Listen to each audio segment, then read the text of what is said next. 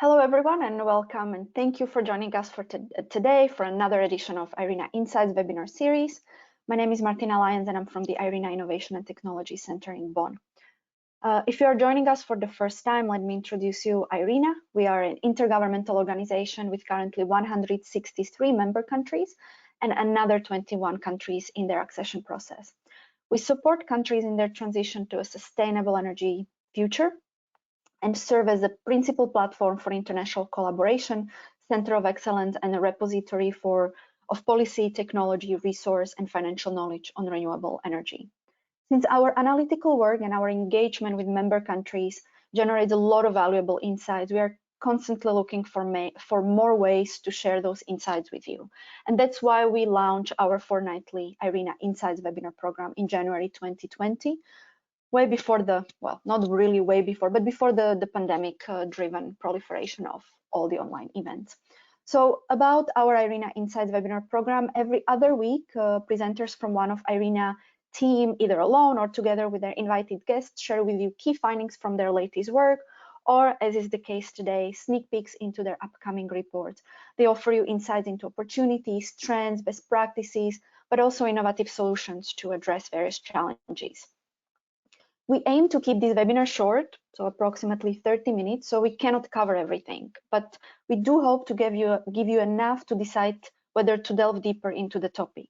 And we signpost in our presentations further sources of more in-depth information to help you to do that. Next slide, please. So today's webinar focuses on skill building for the energy transition. Our speaker today is Ms. Samah El Sayed, who is IRENA's expert on renewable energy education. Her presentation will last approximately 20 minutes to allow us another 10 minutes for a Q&A. Samah will share with us her preliminary findings from her upcoming brief on renewable energy education and training.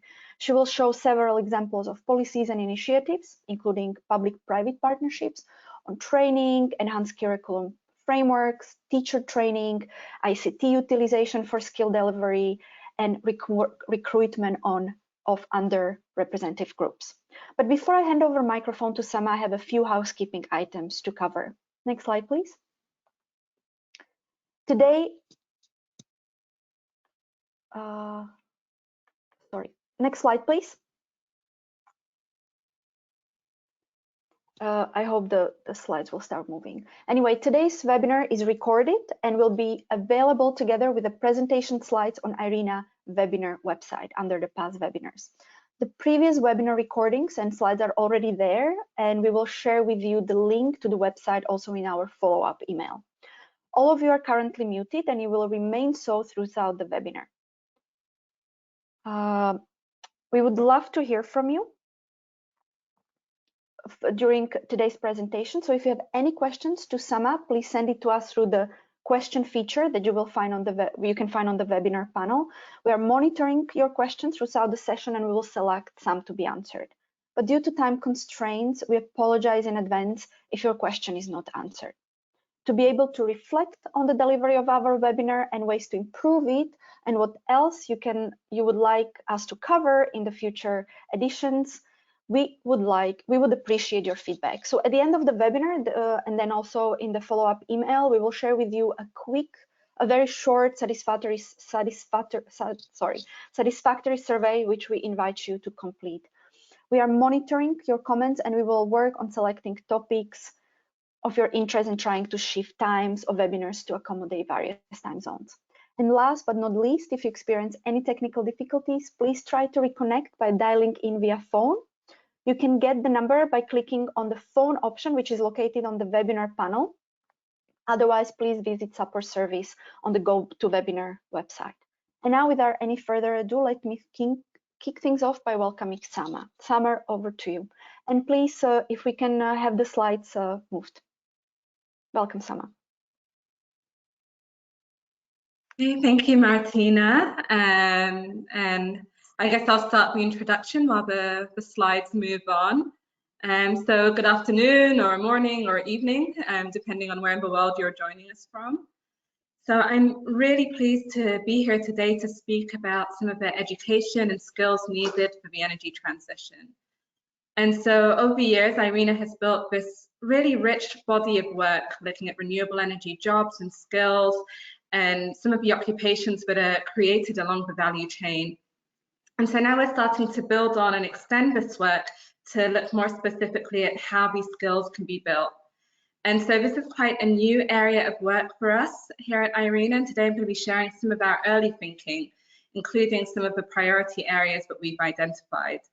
So over the course of the next year, we actually intend to start gathering some examples of good practices in renewable energy education and training. And so I know we probably have quite a diverse audience with us here today for this webinar. So I mean, I really encourage you to also become part of this process. If you have perhaps any examples or case studies of good practices that you would like to share with us, please feel free to reach out to me. So I'll share my email at the end of this presentation. And so today I'm going to briefly talk to you about a number of different areas. The first is the need for skilling, and not only the what skills do we need to build, but also the how in terms of skills delivery, and who. So who are we targeting with this training? And finally, I'm going to come back and talk to you a bit about public-private partnerships and the role of industry as well in skill delivery. Okay, so I'm not sure what's happening with the slides. Yeah, I apologize. It's stuck and we cannot move with it for some reason. We are fixing it, and we apologize to all participants. Hopefully within a minute we will be able to move with it. Apologies. It's okay. If it's not working, should I share my screen or instead? Yes, that can be a good option if you can share your screen. I will move the slides to you now. Yep. Okay.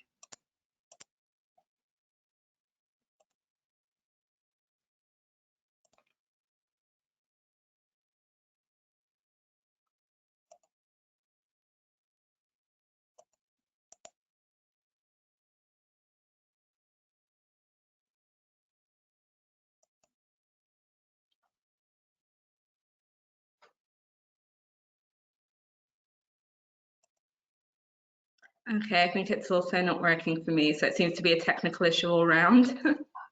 Yes, not really sure what's happening. Can you try again?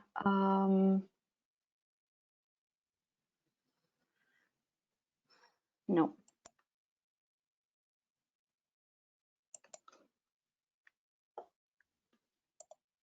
Yeah, it's just not in a presentation mode. Apologies to all the attendees. This is the first time it happened to us.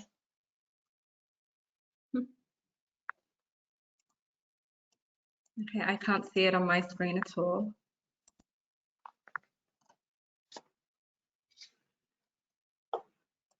If you go to slideshow.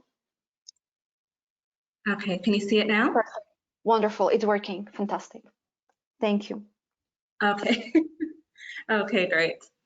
All right, well, sorry about that. You know, I actually have a slide later talking about how fantastic technology is for skill delivery, and we're not,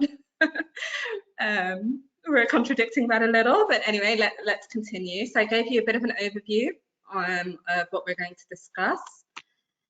And so I guess the first point I want to make is on the need for skills in the energy transition.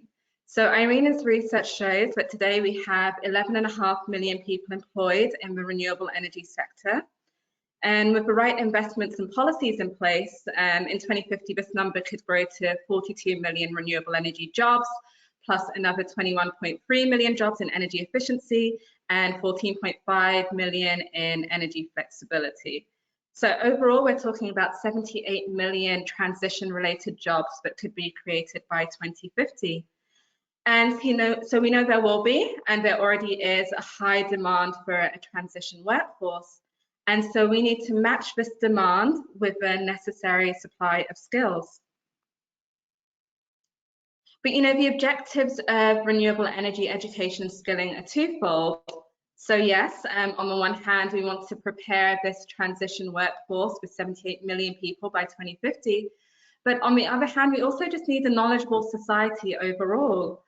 You know, we need a society that is empowered to vote on decisions related to energy, to lead on this. We need well-versed consumers as well. So we also need a broader discussion on renewable energy education and how this is integrated into curriculums. Okay, so then the first question is, what is being taught? What is the content of our training and skilling? And so IRENA has done a lot of work on this over the years. We've actually produced a series of reports looking at leveraging local capacities. And this look at some of the skills needs across the value chain. So everything from procurement, manufacturing, all the way to operation and maintenance and decommissioning. And so as part of these series, we've looked at the job creation along the value chain, but also some of the occupational patterns and needs. And so this is a series of reports. We've so far looked at PV and wind, onshore and offshore wind, and we have some reports coming up on solar water heaters and CSP. But I mean, I think the main takeaway that I want to highlight here is that we need to prepare students to work in many different occupational areas. So not only the engineers and the technicians, but we also need finance specialists. We need scientists for research and development. We need people versed in policy and international development aspects. We need lawyers, salespeople, inspectors, agricultural specialists when it comes to bioenergy, and much, much more. And so in order to do this, we really need to look at how our curriculums need to change to reflect renewable energy and energy transition skills and needs. And so this is all the way across education. So we need to look at curriculums for schools, for higher education, vocational training, as well as professional supplementary education and training. And so when we're talking about schools, here the most important aspect is this idea of early exposure. You know, if you want to build a workforce in the future, we need to make sure that students are exposed quite early on to renewable energy related topics, and we need to ignite this interest in renewables and in pursuing further education and studies and eventually careers in this area. But at the same time, we also want to build this knowledgeable citizenry or society that I spoke about earlier. And so there's a potential to integrate renewable energy into national curriculum frameworks across the board. So not only in STEM, but also in areas such as social studies, in the arts. You know, we need people who can design buildings that look nice while also integrating renewables, for example. So we need some innovations there as well. When it comes to higher education, you know, of course, the specific skills needs are going to vary quite a lot, depending on the discipline and the eventual career. But, you know, there is a potential to make sure that renewable energy, again, is integrated across different disciplines and not just in STEM, but once again, looking at other areas as well. And, you know, when it comes to engineering specifically, we are seeing a lot of challenges when it comes to traditional silos, traditional discipline silos. So some of the skills that are needed are kind of split between different engineering disciplines, you know, between mechanical engineering or power engineering or computer science. You know, some of the skills that are needed for energy are split up across all of these. And so we're seeing this being addressed in higher education in different ways. We're seeing examples of specialization in the postgraduate level, but we're also seeing more and more universities at an undergraduate level creating renewable energy engineering programs for bachelor's degrees as well. So we're seeing some examples there. And we also need to make sure that curriculums are updated to reflect a whole range of competencies and skills. So we need the technical competencies, but we also need to build some other competencies such as teamwork, communication, and we're going to come back to some of this later. So in terms of vocational training, We need courses that are aimed at technicians, but also at building skilled crafts workers. And these are typically delivered by technical vocational educational training colleges and industries. And here I think the most important thing to highlight is first that we need to make sure that vocational training really meets the needs of industry, but also the need for national skill standards. And this really varies from countries to countries. You know, in some countries it's very, very centralized, and we have these skill standards that are you know, that are very detailed and across the board, and then in others this is lacking. And so you see that vocational training institutions are developing their own curriculums and courses, but don't necessarily meet the needs of industry. And at the same time, we also need professional and supplementary education and training. So this is continuing education, as well as upskilling to fill specific knowledge gaps. And so, I mean, I think the main takeaway here is that overall we need cross-disciplinary skills. We also need to look more at emerging skills. So we know that the renewable energy sector is rapidly evolving, so we need to look at what are the skills that are needed now, but also in the future. So I've listed a few examples here, such as storage, digitalization, bioenergy. These are all areas where further analysis is needed on exactly what the skills needs are and how we can integrate these into curriculums. And we also need to build skills when it comes to innovation and entrepreneurship. You know, when it comes to, for example, service delivery in developing countries, there it's not just the question of the technology, but it's also how to get the services to energy services to the people that need them. So this is where innovation and entrepreneurship play a major role, and we need to build skills for this as well. And so here I just wanted to mention an activity that we're doing at the moment here at IRENA, which is on developing learning resources for schools. So this is something we're working on right now to be published later this year. And this is really a curriculum guide that can be used by secondary school teachers to integrate renewables into their lessons. And so this resource will not only look at science, but also social science, design and technology, and innovation and entrepreneurship as well. Okay, so we talked a little bit about the what. The next question is, how is this skilling being delivered? And so this is one of the areas that we are also exploring at the moment. And I think the first thing I want to highlight is that we really need to use innovative instructional methods. So the renewable energy sector is rapidly developing. And so,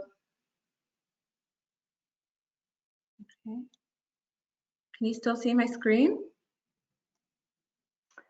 Yes, it's just, yeah, it's on the wrong slide. Yeah. There is like 2 slides over each other. It's open 2 versions. I'm not sure what's going on with the technical issue. Yeah, it's a wrong slide and it doesn't also show in the, but not in a presentation slides. Yes, now it's great. Now it's working. Thank you. It's in presentation. Oh, it's again okay. It jumped. Now it's on the use of innovative instructional methods. Okay. So yes, as I was saying, you know, the sector is evolving, so we're not going to be able to teach students everything they need to know within their programs. We also need to prepare them to be problem solvers and innovators. And so this means that we need to move away from these traditional instruction methods where, you know, the teacher or the professor is the fountain of all knowledge, and really empower students to solve problems and to innovate. And so here I've just listed a few examples of experiential learning that is used in some higher education institutions to build these problem-solving skills. And so one example is problem-based learning, where students are asked to examine problems without a well-defined answer. And here they're really forced to examine a whole body of knowledge and fill in gaps, as well as develop their problem-solving skills and strategies. in terms of project and design-based learning, this is similar to problem-based learning. So students are presented with a complex problem, but instead they're challenged to develop a plan or design and create a product to address an issue. And so this again builds critical thinking skills, teamwork, communication, as well as the technical skills needed to design their product. So I mean, these are just two examples of experiential learning, but I think this is also an area that we're hoping to explore more, is how can we innovate in instructional methods when it comes to renewable energy learning as well. Another innovation is when it comes to the use of ICT technologies in the classroom. And so, I mean, we've really seen, you know, this presentation today notwithstanding, but we've really seen from the pandemics the importance of digital learning for all. And we're really seeing a paradigm shift in how education is being delivered. And so ICT innovations can play a really important role when it comes to the delivery of renewable energy education and training as well. And this isn't only for, you know, the younger generation who's more technologically savvy, but there are also many benefits for mature learners as well who are seeking to reskill, which I'll come to in a second. So a few of the ways that we've seen technology being used, and we're preparing a brief on this at the moment, includes the use of authentic learning. So having models and simulations that replicate a workplace environment. You know, renewable energy equipment is quite expensive. We're not able to get it to the classroom whenever we need it. So I think authentic learning and the use of these models and simulations could be really beneficial. So having smart classrooms, having digitalization of a digital replication of a renewable energy technology, and having students be able to simulate cause and effect could be very powerful here.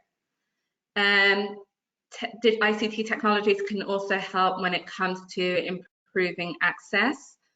And so, for example, remote learning, we're already seeing more and more examples of this now with the pandemic, as I just mentioned, but especially when it comes to mature learners who are, you know, perhaps not in the same location as the courses, or need some kind of flexible learning where they can learn at their own pace and fit in their other responsibilities at the time. Digital instruction can really go a long way in improving access. We've also seen examples of personalized content, so learning management systems that really personalize the content depending on the different starting points of learners. And again, here, I think this is especially important when we're talking about mature learners or those who are seeking to reskill.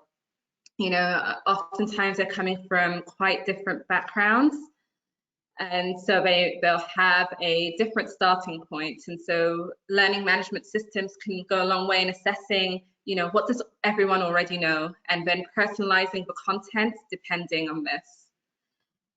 Technology can also be used for encouraging collaborative learning and teaching. So we can have experts contributing to curriculum development and delivery. You know, they don't need to be physically located in the classroom or even the same city to contribute to curriculum or to be a guest lecturer online. Similarly, we're seeing examples of forums and other uses of online spaces to encourage peer learning as well. So students often have a lot that they can teach each other, and ICT and digital learning can really help with facilitating this exchange. Okay. Workplace learning is also, you know, especially important when it comes to making sure that students are really prepared to apply their training and skills to industry, to a workplace environment. And so there are many different forms that this can take. I think one of the most popular is apprenticeship programs. And so these are programs where part of the preparation is in a classroom environment, but then the student also splits their time working within industry with a specific employer. And a few countries such as Germany have, quite well established dual learning programs, but there are other countries that are also looking into this, or perhaps have less established apprenticeship schemes. Internships, so these are kind of shorter term work experience, could also be very useful for building skills in renewable energy.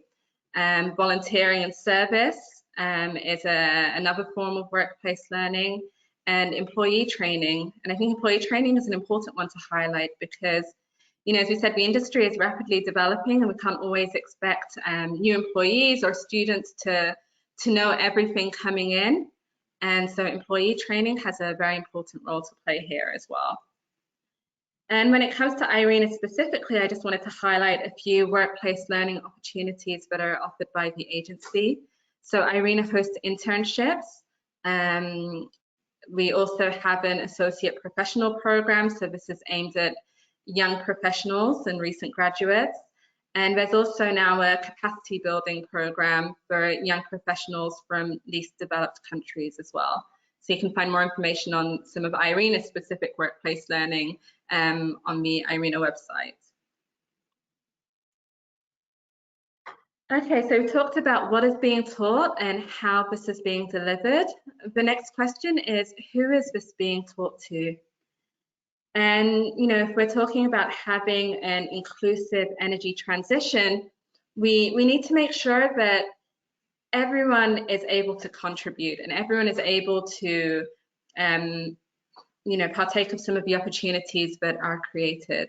And so this includes not only youth, but also mature learners who are perhaps seeking to reskill, also women, underrepresented groups such as people with disabilities or minorities, or low income groups.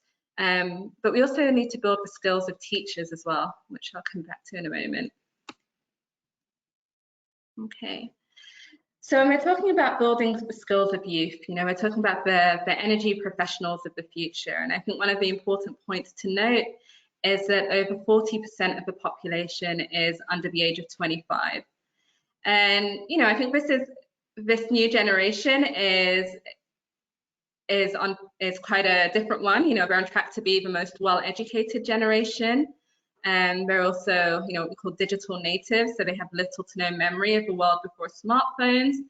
But I think most importantly, this is a generation that cares about social and environmental justice issues, and they really want to change things. And I've just highlighted here a survey that Amnesty did a few years ago of over 10,000 young people aged 18 to 25. And they were asked, what do you think are the most important issues facing the world and facing your country? And overwhelmingly, climate change and pollution were highlighted as the top global challenges. And so we know that, this is a generation that cares about issues such as climate change and energy, and they're motivated to solve problems. And this is also quite an entrepreneurial generation as well. So, when we talk about what skills do we need to build here or what kind of interventions are needed, we know they're motivated to solve problems, but we need to expose them to the issues as well and expose them to renewables and what role they can play in the sector. And so this requires curriculum changes early on, as I mentioned, when it comes to the school curriculum. This is also an entrepreneurial generation, so we really need to, they have the interest already in innovating and creating solutions to problems and not necessarily going out to work for somebody else. So this is also something that should be encouraged in terms of building the skills needed to have a startup, an energy startup, for example. And I think peer education is also especially important when it comes to youth. And here when we talk about, this is a generation of digital natives and who are very well connected online, they have a huge power and potential to share what they care about with others and to really educate others in their community using different peer education methods as well.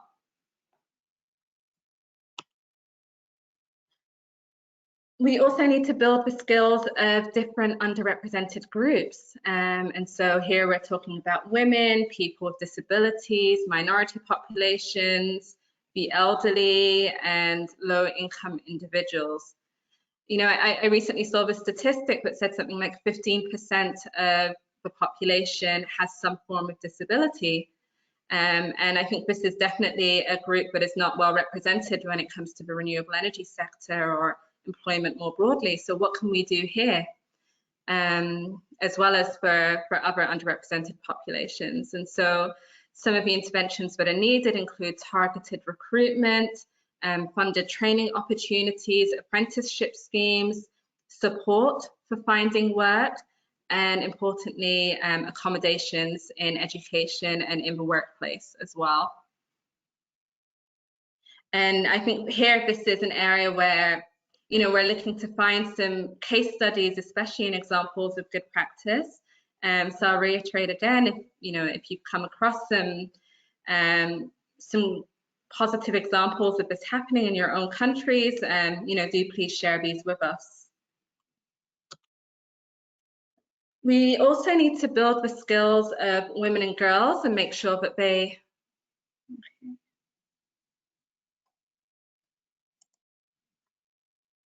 are also well represented in the sector. So IRENA has done a survey actually of looking at women in the renewable energy industry, and then, you know, one of the findings was that women only represent 32% of renewable energy workers, and this number is even lower when it comes to STEM jobs. So most of the women are in administrative roles, around 45%, 35% in non-STEM technical jobs, and 28% in STEM jobs. And okay, I mean, this is higher than the percentage, the share of women in the oil and gas industry, which is at 22%. But it's still far from where we want to be. And so we do need some targeted interventions and policies that are aimed at attracting more women and girls, or encouraging more women and girls to pursue renewable energy studies and eventually careers. And actually in this women in renewable energy and gender reports, you know, one of the main challenges was found to be cultural norms, gendered cultural norms. And so I think these are a primary area that we really need to address. And, you know, some of these can include, you know, gender biased beliefs about occupations. So this idea that some careers are for women versus some are for men. You know, the perception particularly by young girls, of scientists and engineers as men. There was an article recently reviewing drawer scientist studies, and it found that still overwhelmingly the majority of girls will still draw scientists as men. So I think this is also something that needs to be addressed through early exposure. There are also gender biases when it comes to self-assessment. So many girls have internalized this idea that boys are better than girls at STEM. And so this is also something that needs to be addressed early on. And then the challenge of cultural norms in the classroom, so these unwelcoming learning environments, as well as gendered physical spaces in work environments. So the idea that men do the outdoor work, whereas women will do the indoor work in more feminine spaces.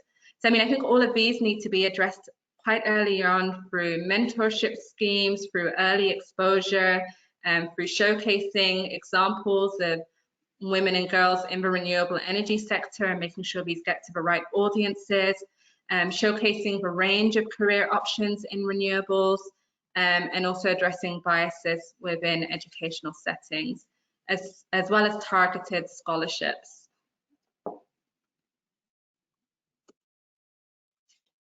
How am I doing for time? Yeah, we are running out of time. Sorry, I realized I've gone quite over time. Yeah, okay, just 2 more slides. And so when it comes to the reskilling of fossil fuel workers, this is also quite an important area. And here, you know, we know that there will be job losses in many of the fossil fuel sectors, but we know that there are going to be greater job gains in the energy transition. And so we need to identify, you know, what are some of the transferable skills, and also look into how we're going to fund these. So, for example, many countries have set up transition training funds specifically aimed at reskilling fossil fuel workers for new careers in the renewable energy sector. And we also need to have an upskilling of teachers, so targeted professional development, as well as access to resources and learning materials that they can adapt in the classroom. Okay, and just finally, I really want to highlight the role of industry when it comes to curriculum. You know, there are many different roles that industry can play in public-private partnerships. Very important when it comes to renewable energy training and skilling. And so this varies from curriculum design, so making sure that industry's voice is heard in identifying what the curriculum should look like, to the course delivery, so expert lecturers and trainers, providing work-based learning opportunities. I highlighted apprenticeships earlier, equipment transfer as well, and funding for training. Okay, so just overall, I just want to end by saying that, you know, we know that there is a large demand for skills in the sector, and we really need targeted policies and programs aimed at addressing these.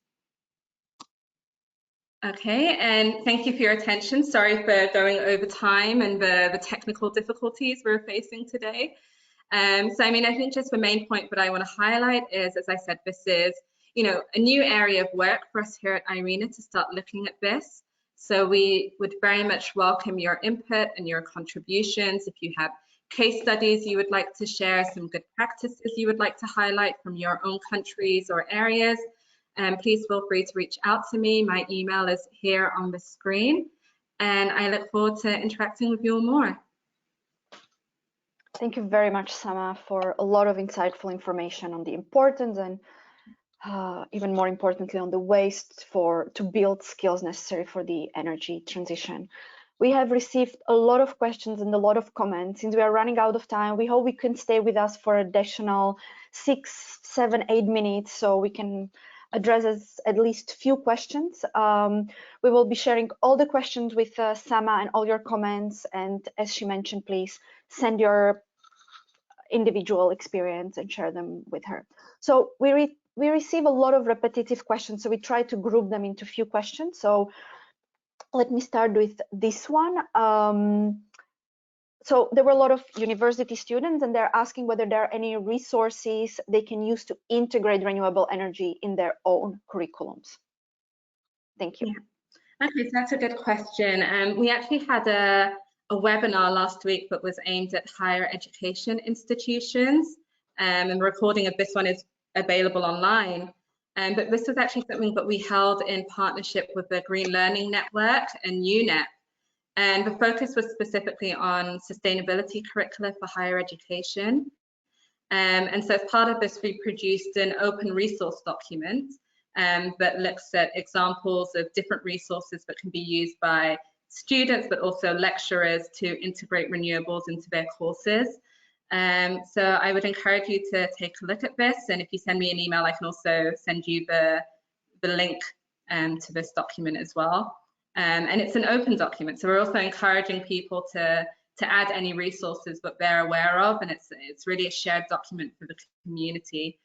And we also intend to have some follow-up meetings and webinars that are looking more specifically at renewable energy curriculum for higher education. So again, if this is of interest, you know, please do keep an eye out, and we'll be advertising when the next one is scheduled. Thank you, Sama. There is a question about how can IRENA focal points help in skill building for the energy transition. And just to add, IRENA focal points are local contact points between IRENA and our members, but not only members actually, but also all the countries in the accession. And they usually lie either with energy ministries or foreign ministries and agencies. So again, Sama, if you can tell us about the role of focal points in this. Sure.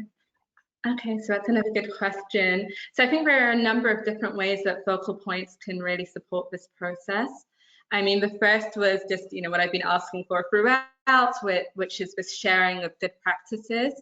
You know, we really want to facilitate an exchange of good practices between countries. You know, countries have been successful in their skill building for the energy transition, it would be good to hear about this so that we can then share these examples with other countries and facilitate this learning between countries.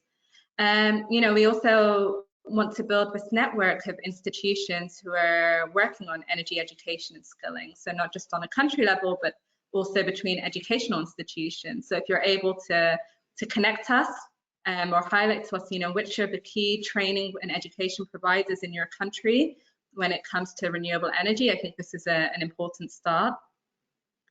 I think there's also more on the analytical side, this idea of tracking skill demand and supply.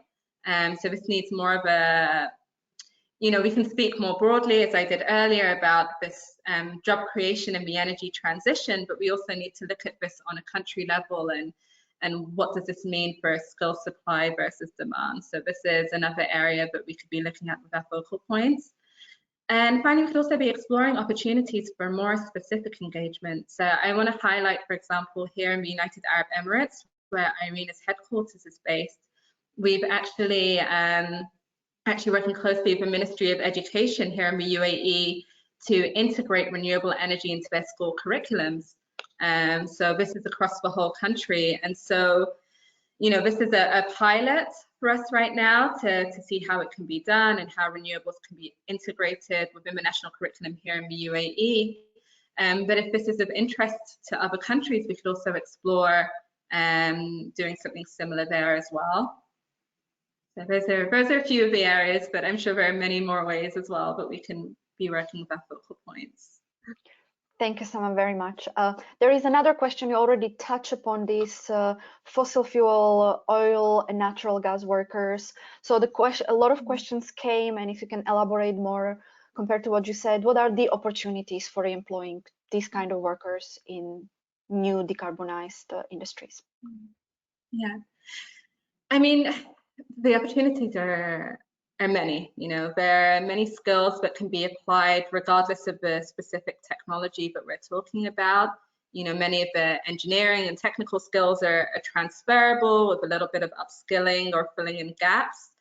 But even more broadly, when it comes to areas like finance or asset contracts or energy contracts or land acquisition, I mean, all of these different occupations are all transferable to the renewable energy sector.